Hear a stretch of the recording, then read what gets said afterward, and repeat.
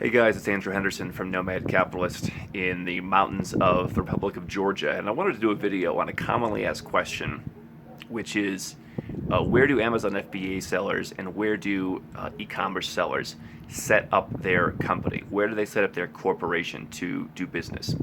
And I want to talk about the different factors involved with setting up a company and ways that you can improve your situation to get more out of your company. So there are different considerations that make people say, I need to have a company. Two of the most common ones are tax. How are you taxed? Can you reduce tax or even eliminate tax? And the second one is liability. How do you prevent yourself from being sued? Or better yet, when you do get sued, make sure that the person suing your business doesn't take everything that you have personally. And there are other considerations, asset protection, all kinds of other things. But for the average person starting out or who already has an established business, those are the most common considerations. So on liability, obviously depends where you sell. And so the United States is probably the most sue-happy country in the world. And if you're selling on FBA, if you're selling on Shopify or any of those platforms, then you are in the US and you are subject to liability. In that case, having an actual company rather than being a sole proprietor is a big benefit because a lot of people who sell online start out, they're not sure at the beginning how it's going to work out, if they're going to make any profit. Maybe it's a side business for them, and they just run as their own name. And if that happens, you can be sued and potentially lose everything that you own, down to, if they're really aggressive, your car and stuff like that, although not always.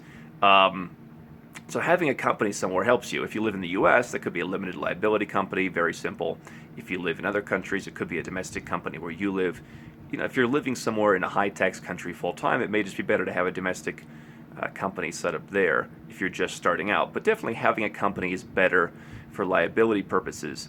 And it's one of the reasons that if you're selling stuff online where people could be joking or whatever could be happening to them, even how far-fetched it is, it's a good idea to start with a company, in my opinion.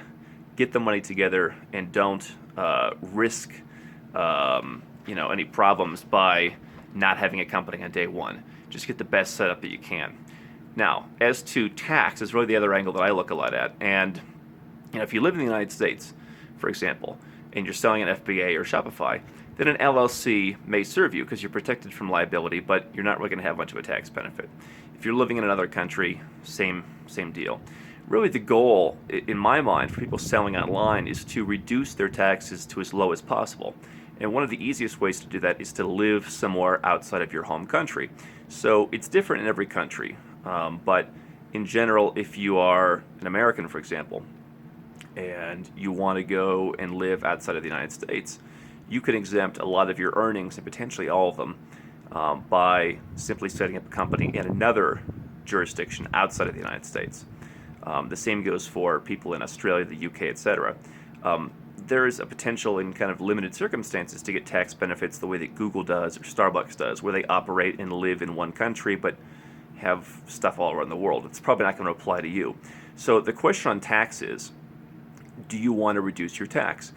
If you don't want to reduce your tax and all you care about is liability, then set up something in your home country and you're done. You'll pay corporate tax. If you're outside of the U.S., probably don't want to pay corporate tax in the U.S. If you're in Australia, UK, whatever, you set up a corporation, you pay yourself some kind of salary. And if you're in the US LLC and you pay yourself all of the profits and pay income tax on all of the profits. But the one thing that I look at is, how do you set up a company overseas? So places like Hong Kong, the British Virgin Islands, a lot of the Caribbean jurisdictions are less attractive these days, but there are places like Hong Kong, even here in Georgia, Malta. There's so many different options depending on your situation. But is that something that you're willing to consider?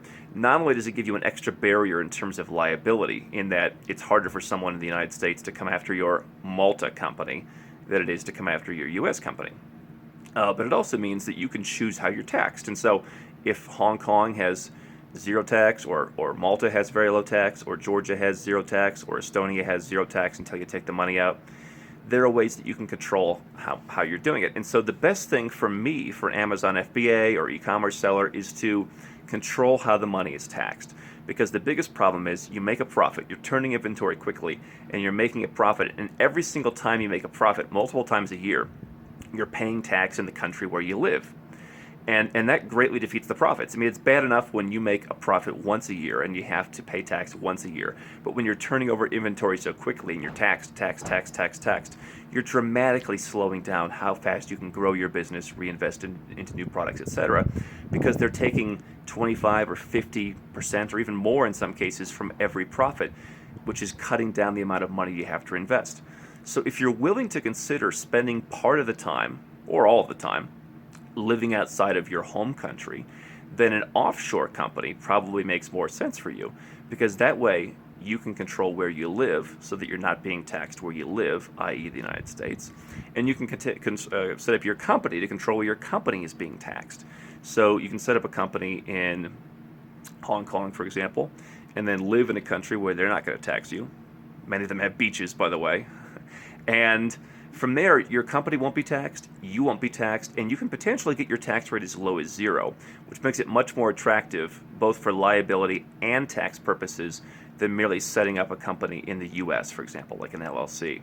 I see a lot of entrepreneurs living in the US who are making a lot of money, and they're hindering their ability to grow their business because they have to pay that tax every time they make a transaction.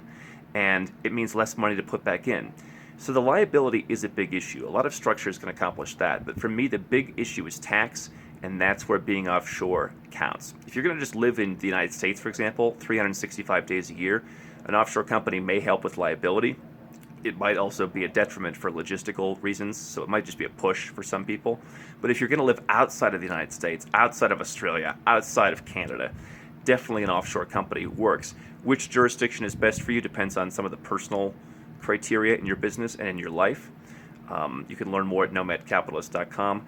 Definitely be open to the idea of saving tax, especially when you're turning over money so quickly as in e-commerce.